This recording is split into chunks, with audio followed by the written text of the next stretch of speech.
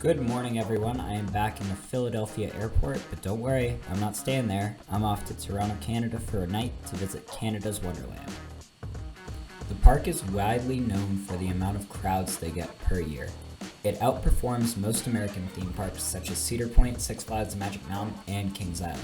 The only parks above Canada's Wonderland in terms of attendance are those that are open year-round. So for a seasonal park that sees nearly 4 million people, every single day is guaranteed to be pretty crowded. With that being said, the park really picks up after Victoria Day on May 22nd, so we decided to go 2 weeks before while the park was open during the week. I've never been to Toronto, and Canada's Wonderland is one of the last major amusement parks that I needed in North America, so this seemed like a great deal. Plus, 16 new roller coasters? I'm in. Coming from the side of me that's an absolute geek about airplanes, I could stare out this window for hours. I had a great view of Lake Ontario on the way in, as well as the city of Toronto, and I got to film our landing into Toronto International Airport. After only an hour in the plane from Philadelphia, we landed in Toronto, and it was a quick 30-minute drive over to the park.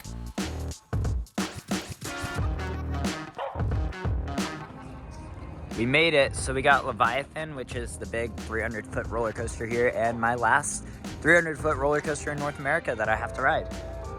And then the entrance is right over there. I just gotta buy a season pass.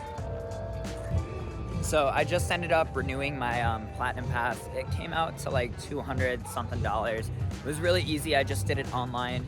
And now I'm set to go into the park and join everyone else. So join me as we try and ride 17 different roller coasters today. And some other rides. We'll see if it actually happens.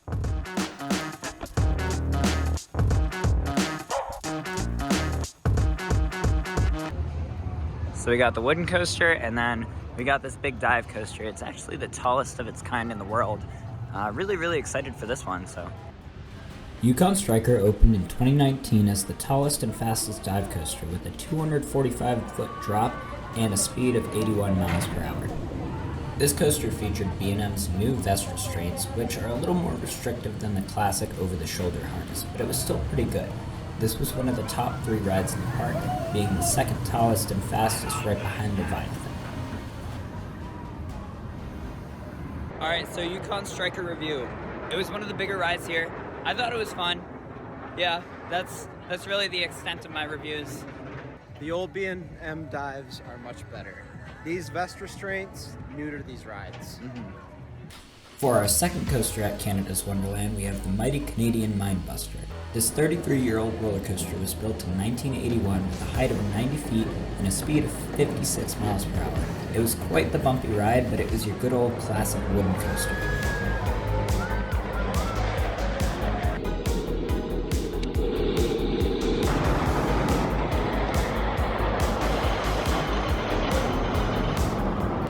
With no wait for this roller coaster, we gave it one ride in the back row and decided that was enough for the trip.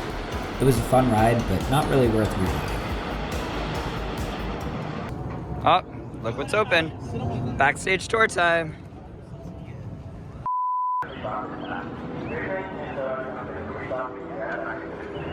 Next up is the second of the third big 3, Behemoth.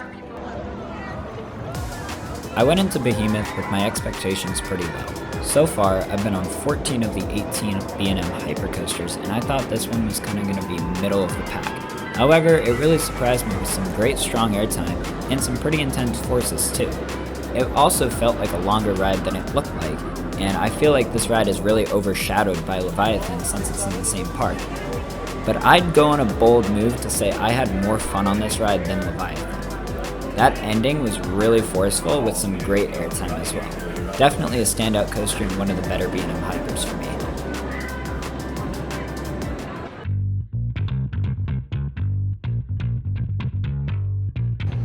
This is actually the third iteration of Backlot Stunt Coaster that I've been on. I've been on the Kings Island and Kings Dominion one, so this will complete the trifecta for me. So I'm pretty excited. Honestly, I know what to expect. So no surprises here. Just as expected with my third Backlot Stunt Coaster, the launch was pretty good and the helix almost made me black out. This one probably ranks at the lowest of the 3 that I've been on, only because the pre-show doesn't even stop, there's no fire, there's no one shooting at you. I really love that element of the ride. The last drop is definitely one of the better parts of the ride. I thought it was fun, but not worth the second ride. This is a Zamperla Verlari called Time Warp. I've been on 2 other ones of these, and I really don't like them. They're this flying coaster, they're a little janky, they're uncomfortable, but everyone counts. It's got great theming. Paramount really? theming, baby. Ooh. While Don was right about the theming part, I was also right about the ride being a piece of shit. It was very rough. I got one of the end seats. I definitely didn't enjoy it, but for some reason, I rode it a second time the next day. It was just one of those experiences that was so bad, I had to re-ride to make sure I knew it was that bad. How do you feel after that ride? I feel like I need to go to the Steamworks bathhouse in Toronto, Canada, and get a nice massage after this one. Steamworks, oh my god, I'll meet you there. For our next coaster, I don't even know what coaster this is today. 6 maybe? In about an hour is Top Gun, Top Flight, Flight Deck, whatever this one's called. Flight Deck was my 13th different Vekoma SLC. It was one of the older ones I've been on. I thought it was fine, didn't really hurt me too much. I thought it ran a little faster too, which I really enjoyed.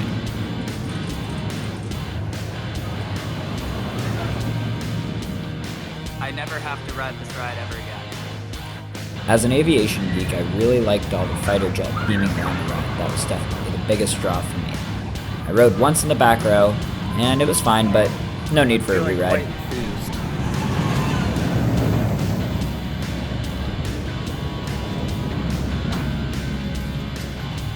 We're the only ones on this ride.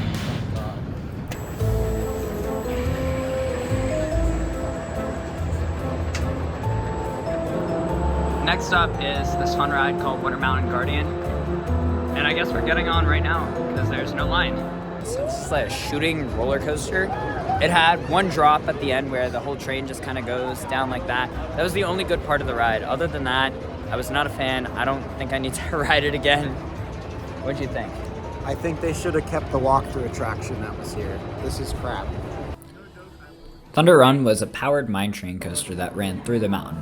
There really wasn't much to say about this ride. It was cool, but it's more of a kid's family ride, and it was definitely tough to sit in with 2 people. Number 9, the Bat. Bat was my 17th different Vekoma boomerang, 21 if you include the inverted boomerangs that I've also been on. This one was a little special because it had the original aerodynamics train. I thought it was a run-of-the-mill boomerang. It was fine, nothing too great, whatever, one ride and I'm done. Wilde Beast, number 10.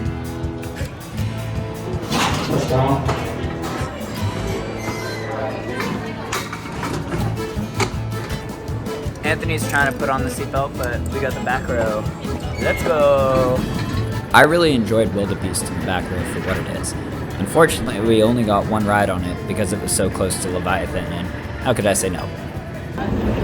And time for the biggest coaster here, Leviathan.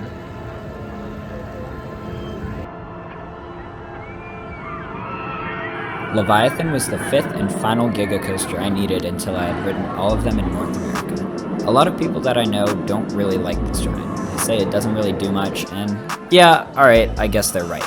However, what it does, I think it does really well. I got a handful of rides in the front row, and the sense of speed on this ride is absolutely nuts. I love the forces that it pulls, and there's some great airtime on it. Just because it's not the longest or tallest or fastest Giga coaster, it's still a crazy 300-foot tall roller coaster. How can you not love it? Number 11, Dragon Fyre.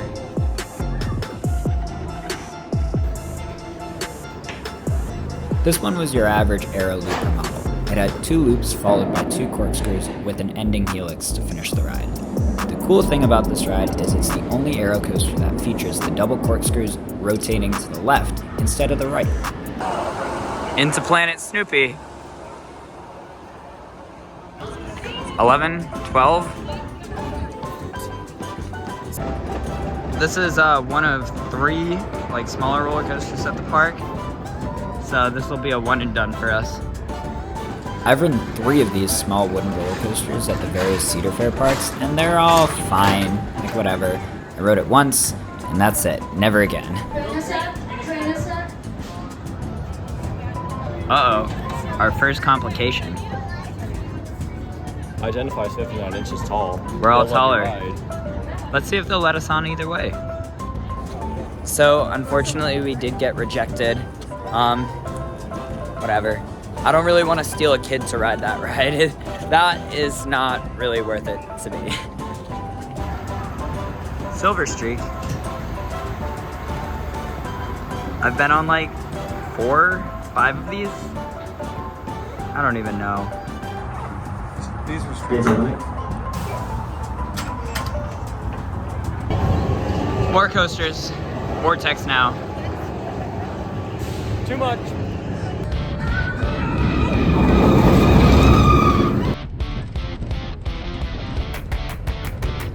Out of all the coasters at Canada's Wonderland, Vortex was definitely the star of the show. This ride blew me away. I didn't expect it to be nearly this good. I've heard a lot of things about this ride saying it goes stupid fast, and I was like, no way. But every single ride, I was having trouble actually keeping my hands in. The speed on this ride is absolutely nuts. I did about a 7-ride marathon in the back row at the end of the night, and this ended up being my favorite ride in the entire park, only because it surprised me so much.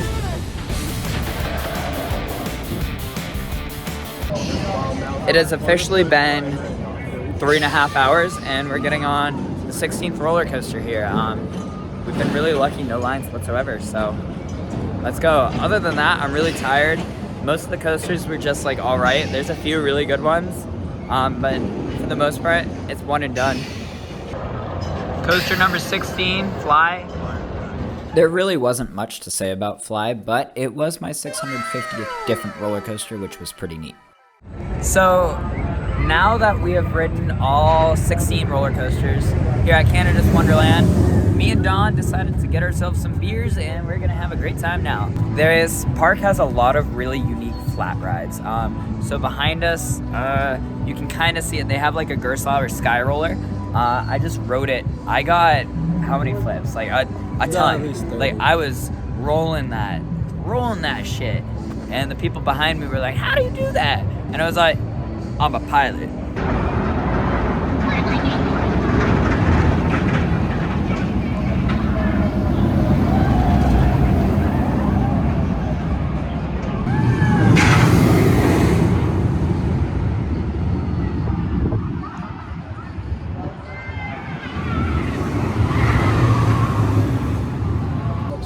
All right, so we're over with day 1 at Canada's Wonderland. We're gonna be back tomorrow.